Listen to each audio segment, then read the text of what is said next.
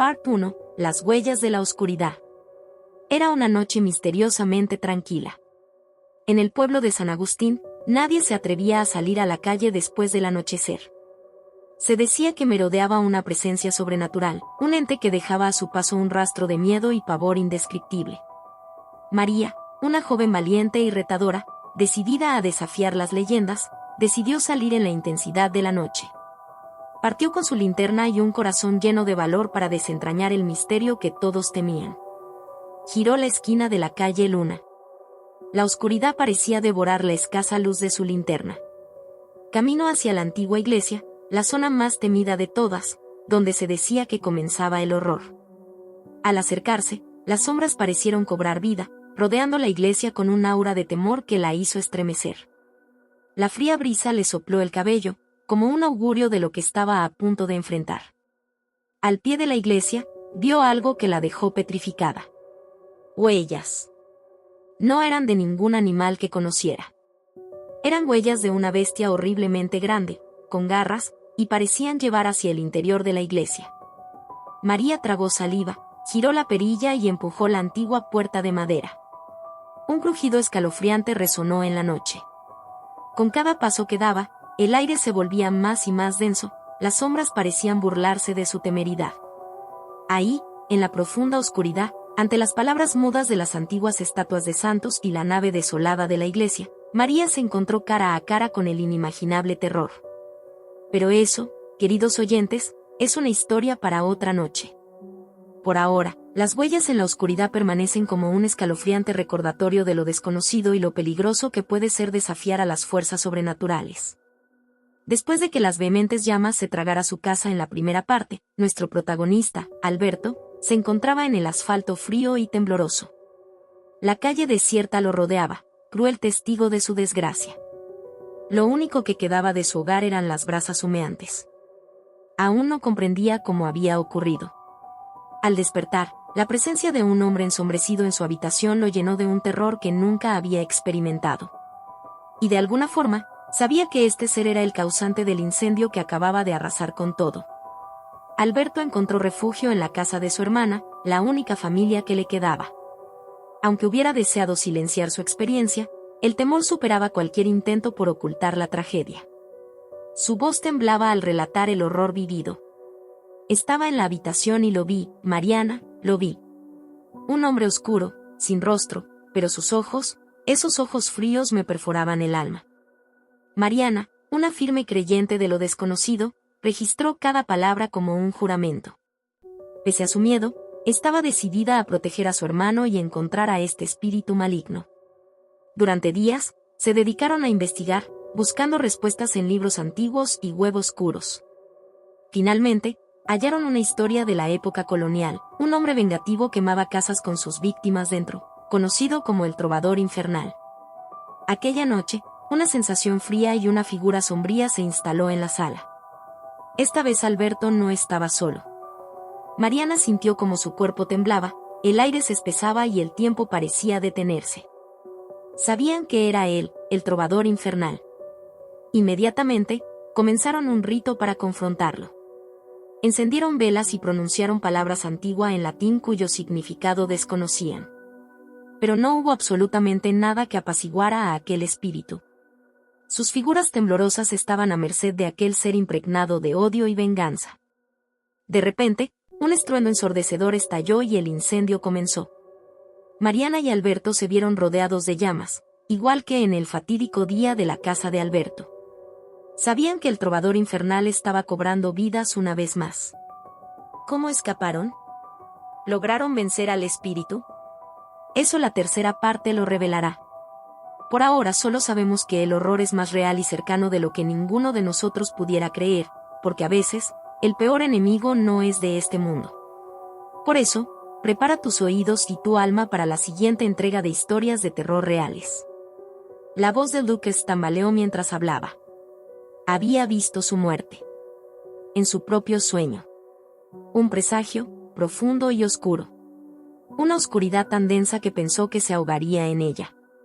Era un puente, dijo, tragando saliva. Un puente muy antiguo, lleno de musgo y líquenes. Y yo me caía. La voz en el otro extremo del teléfono permaneció en silencio.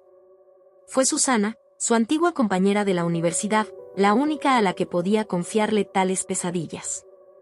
Eso no es lo peor, continuó Lucas, notando su palma sudada contra el auricular. Alguien me empujaba. Nuevamente, el silencio. Finalmente, Susana respiró. Lucas, dijo ella, con un hilo de voz, yo tuve ese mismo sueño. Vaciló, incapaz de entender. Luego todo comenzó a cobrar sentido, la misma pesadilla, la misma muerte. ¿Era posible que estuvieran conectados de alguna manera?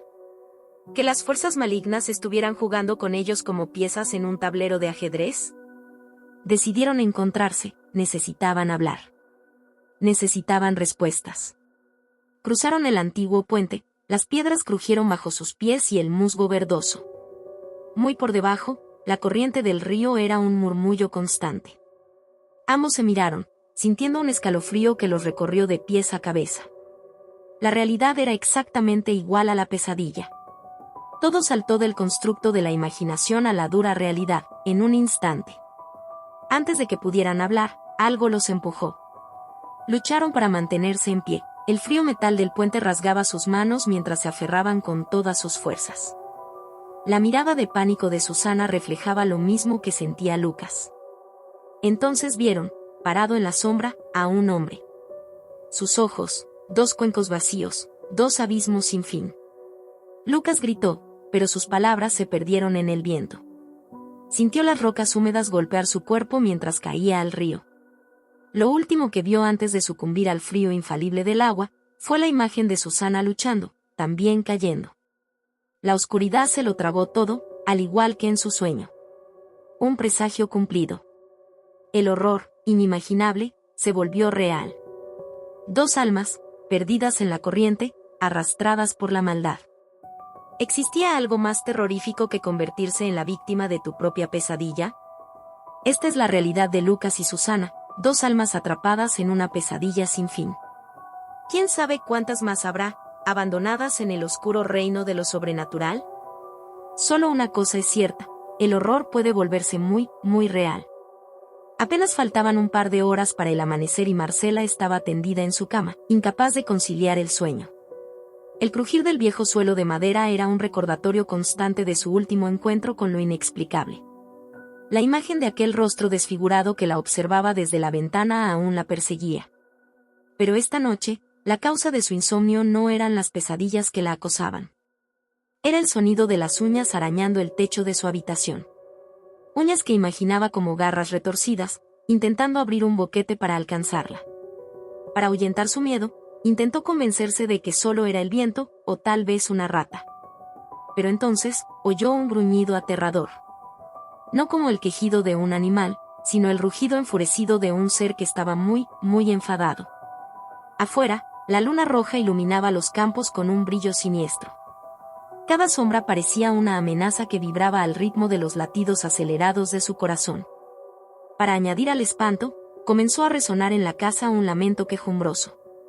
No lo oyó con los oídos, sino con la piel, con el alma. El aire se volvió frío y denso, como si estuviera cargado de electricidad. Instintivamente, Marcela se envolvió con las cobijas como si éstas pudieran protegerla. Pero no pudo ignorar el cambio repentino de la atmósfera, ni la sensación de estar siendo observada, acechada. Fue en ese instante que la figura sombría emergió desde lo más oscuro del armario de su habitación. Era una forma retorcida y grotesca, una entidad desconocida que emanaba un sentimiento de puro odio. Su rostro, aunque parcialmente oculto por las sombras, destilaba un horror inconcebible.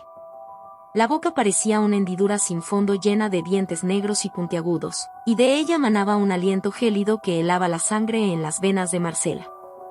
La figura sonrió de una manera que la heló hasta los huesos. Le pareció que sus ojos brillaban con un fuego malévolo, y se acercó arrastrándose lentamente, lamiéndose los labios como si tuviera hambre. El sonido de su propia voz sorprendió a Marcela cuando gritó pidiendo ayuda, rogando por alguien que la rescatase. Pero su petición solo produjo risas burlonas que resonaron en la casa vacía. Ya no había duda. Ella no estaba sola y el horror era real, más real de lo que jamás había imaginado. Pero se dio cuenta de que necesitaba enfrentarlo, no había elección. Si logra sobrevivir a esta noche, lo contará, y todos sabrán que el verdadero terror es real, tangible, palpitante.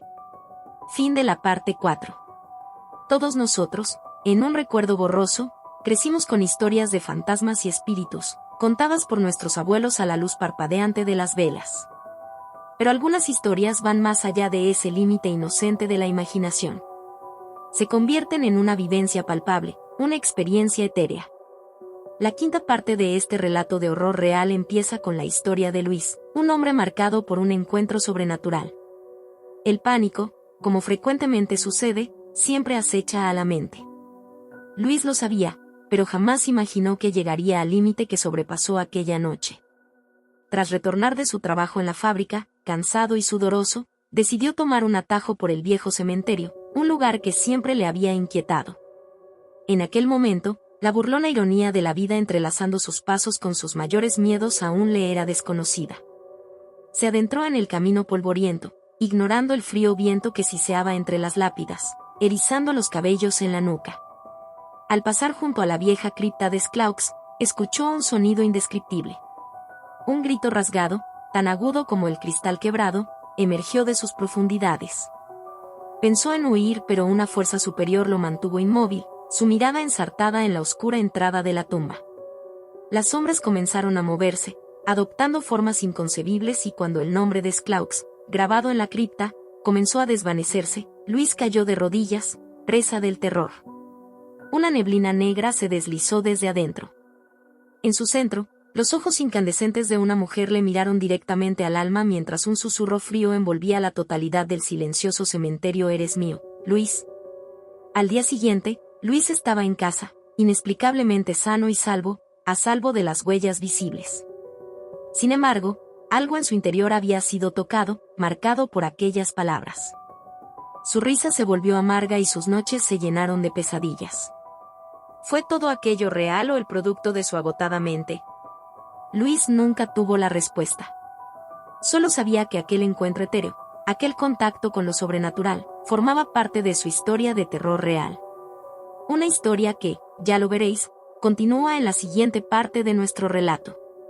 Porque si algo hemos aprendido, es que la noche guarda más horrores de los que estamos dispuestos a admitir, y las historias de terror son muy reales. Despertó. A su alrededor todo estaba sumido en la más profunda oscuridad. Intentó moverse, pero su cuerpo estaba paralizado. Los latidos del corazón resonaban en su cabeza, un tambor de guerra señalando batalla. Pánico, era eso. Lentamente, la oscuridad comenzó a dar paso a una luz mortecina. Un tono verdoso, enfermizo. Su mirada se posó en la puerta. Cerrada. Pero la manija comenzó a moverse. No había ruido, solo la siniestra danza de la manija revolviéndose contra la madera. Después, todo quedó en calma, hasta que la puerta se abrió de golpe.